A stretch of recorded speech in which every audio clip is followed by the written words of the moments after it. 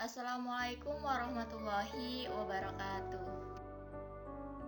Perkenalkan, nama saya Novia Oktarini dengan NPM 1911 010138 kelas K semester 6. Saya membuat video ini bertujuan untuk memenuhi tugas inovasi pembelajaran dengan dosen pengampu, yaitu Ibu Happy Komikesari, MPDI. Di sini saya akan membahas suatu fenomena berkaitan dengan internet atau interconnected networking.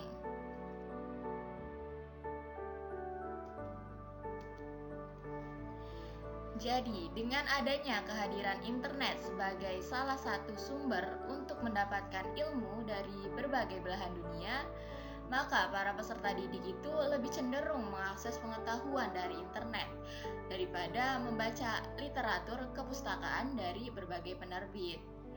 Nah, bagaimana sebaiknya dunia pendidikan bersikap terhadap fenomena tersebut? Mengingat sekarang tidak mungkin menyingkirkan internet sebagai sumber belajar yang memiliki potensi yang besar. Kemajuan teknologi di zaman sekarang ini sudah menuntut hampir semua orang untuk berhubungan dengan internet, termasuk juga bidang pendidikan. Memang tidak bisa dipungkiri, banyak sekali manfaat yang sudah diberikan oleh internet. Salah satu manfaat internet yaitu memudahkan segala aktivitas manusia, membantu manusia agar pekerjaannya menjadi lebih efektif dan efisien. Sehingga sekarang internet itu sudah menyentuh semua bidang kehidupan manusia. Salah satunya yaitu bidang pendidikan. Manfaat internet dalam dunia pendidikan antara lain yang pertama, memudahkan pencarian informasi terkait lembaga pendidikan sebagai sarana promosi dengan pembuatan website.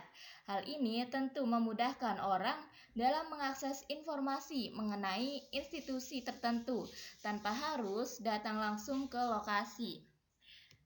Yang kedua, mempermudah administrasi akademik. Misalnya dalam hal pembayaran SPP, peserta didik bisa melakukannya secara online, tidak perlu mengantri dengan peserta didik yang lain.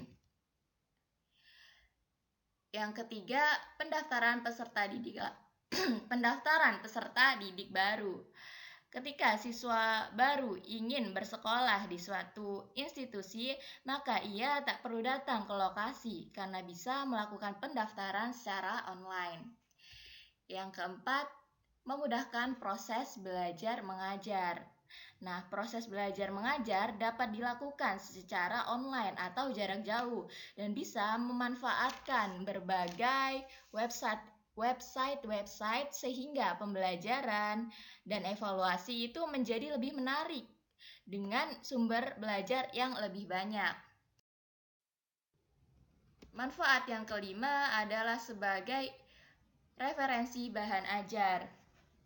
Jika dulu referensi hanya bisa kita dapatkan melalui media cetak, misalnya buku, koran, dan majalah, sekarang internet menjadi alternatif lain dalam mencari bahan narasumber tertentu. Selain menghemat biaya karena tidak perlu membeli buku, juga lebih menghemat waktu karena dalam sekali pencarian akan muncul banyak referensi yang diinginkan. Internet memudahkan peserta didik dalam menyelesaikan berbagai tugas dan menyediakan banyak sekali soal-soal latihan untuk menguji kemampuan peserta didik. Internet juga dapat menyamaratakan kesempatan pendidikan di berbagai daerah di Indonesia. Manfaat internet sebagai sumber belajar menjadikan peserta didik itu lebih cenderung mengakses pengetahuan dari internet daripada membaca literatur kepustakaan dari berbagai penerbit. Akses buku yang biasanya diperoleh siswa di sekolah rendah akibat jumlah ketersediaan dan kualitas buku bacaan di perpustakaan sekolah. Di Indonesia sendiri, masalah kelangkaan sumber informasi konvensional atau perpustakaan lebih berat dibanding dengan tempat lain, menjadikan internet sebagai alternatif dalam memecahkan masalah tersebut. Nah, di sini ada suatu website yang menyediakan e-book yang bisa di-download dan dibaca secara gratis oleh peserta didik. Selanjutnya ada website Google Cendekia yang menyediakan jurnal-jurnal penelitian, skripsi, tesis, maupun buku-buku online. Selanjutnya ada website pustakapendisntt.com. Nah, pada website ini menyediakan buku-buku pendidikan agama Islam dari jenjang madrasah ibtidaiyah, madrasah tsanawiyah, dan madrasah aliyah. Dan juga ada website yang berkaitan dengan materi ilmiah seperti website Gramedia Blog, dan WikiHow.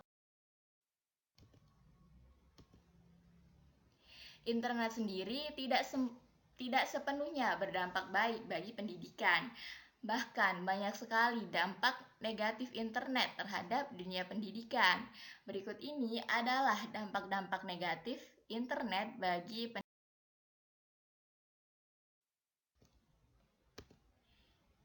Yang pertama, internet sebagai media pembelajaran tidak efektif pemanfaatannya.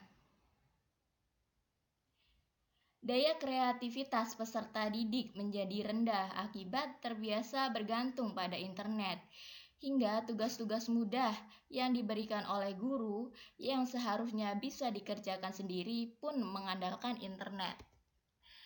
Yang kedua, internet membawa pengaruh buruk terhadap pola kepribadian siswa. Siswa menjadi pribadi yang malas dan candu internet. Siswa lebih suka duduk berlama-lama di depan layar komputer demi menjelajah dunia maya dibandingkan membaca buku.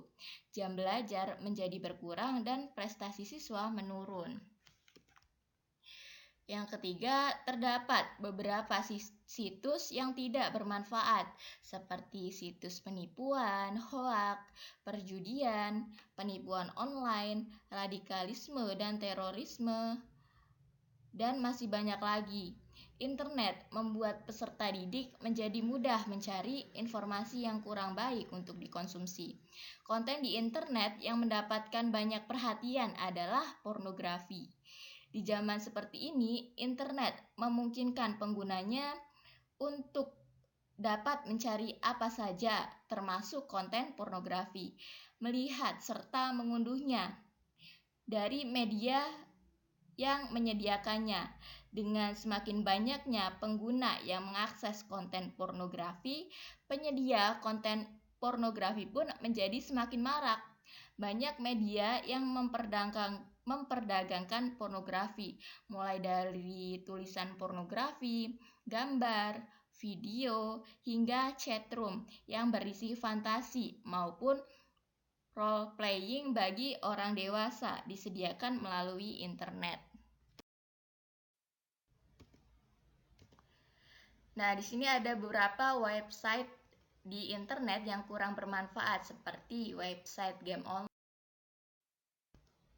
website judi online, dan banyaknya beredar website pornografi di internet. Nah, upaya yang dapat dilakukan untuk mengatasi dampak negatif internet antara lain yang pertama, mengingatkan peserta didik untuk menggunakan internet dengan tujuan mencari informasi yang positif saja, tidak untuk mencari informasi yang negatif. Yang kedua, mengingatkan peserta didik untuk menjauhi hal-hal yang menyimpang dan tidak coba-coba. Apabila peserta didik sudah coba-coba, maka peserta didik akan ketagihan dan mengakses situs-situs yang kurang baik. Yang ketiga, kehadiran orang tua sebagai pengawas. saat anak menjelajah internet, terutama di rumah, saat peserta didik tidak berada di sekolahan. Dan yang terakhir, melaporkan kepada pemerintah untuk memblokir situs-situs yang dianggap tidak pantas. Seperti perjudian, game online, situs pornografi, dan lain-lain. Selanjutnya ada kesimpulan mengenai jawaban atas fenomena internet.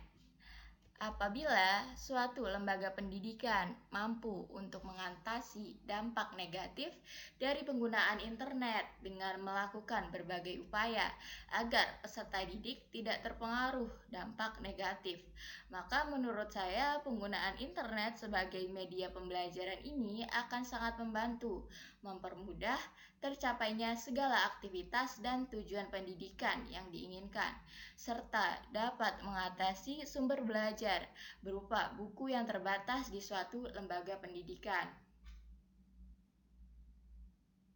Namun di sini tidak hanya lembaga pendidikan yang mempunyai peran penting dalam mengatasi dampak negatif penggunaan internet, tetapi juga orang tua dan pemerintah yang memiliki tugas untuk melakukan pengawasan terhadap anak dan memblokir situs-situs yang tidak bermanfaat.